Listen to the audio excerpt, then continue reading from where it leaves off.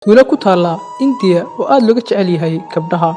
Haddii aad marar badan hore u maqashay in haweenka ama dumarka laga neceb yahay gudaha waddanka India, markan arrintu waa ka duwan tahay sidii hore.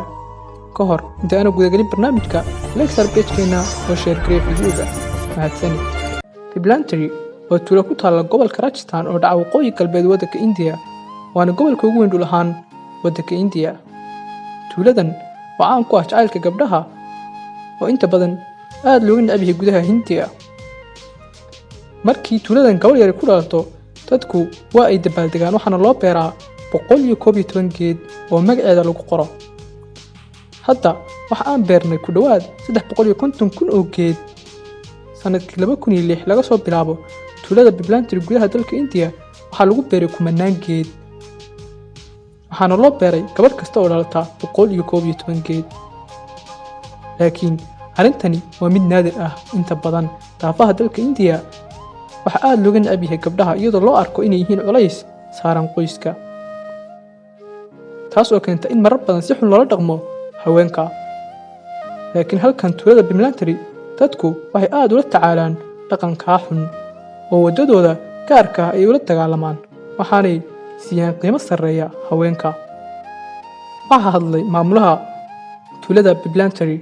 Tuuladan anaa hogaamiye u ah arrinteeda oo dhanna mas'uul ka ah, sida aan u ilaashino biyaha ama u beerano geedaha iyo habka aan u difaacno haweenkeena intaba aniga ayaa maamula.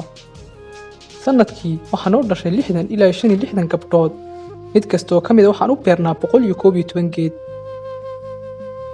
Dhaqanka India waxa aan ah in nambarka 111 laga aaminsan yahay inuu yahay mid aad u nasiib badan. Dhaqankani waxa uu soo bilowday markii ay dhimatay gabadha maamulaha tuuladaas, waxaanay u beereen geed ay ku xasuustaan iyada. Maalintii ay dhimatay gabadhiisu, waxay u ogaadeen qiimaha dhabta ah ee gabdhuhu u leeyihiin noloshooda. Sanad walba tuulada waxaa laga sameeyaa dabaaldegyo kuwaas oo lagu qiimeeyo haweenka. Gabdhaha ayaa waxay gacmaha walaalahood u saaraan tijimo laga sameeyay tun oo ay gacmaha ugu xiraan walaaladood. Waxa uu ka dhigan yahay xariga ilaalada ama qardhaas. Laakiin tuuladan sidoo kale waxa u raacsan inay geedahana u xiraan qardhaas.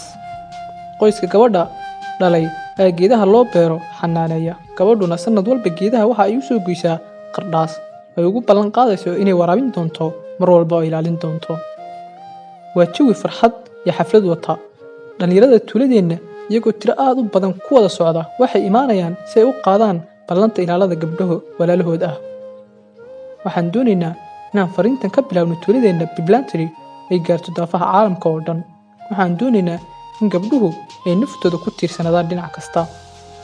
Waxa uu yoolkeenu yahay inaan gabdhaha tuuladeena ay helaan waxbarasho aad u wanaagsan, isla markaana aan ku garab istaagno inay isku filnaadaan oo aan cid kale garab uga baahan. Sidaas waxaa yidhi maamulaha tuulada Biblantry ee waddanka India, oo ah magaalo aad looga jecel yahay haweenka. Intaas ayaan ku soo koobaynaa barnaamijkeena. Waad ku mahadsantahay daawashadaada.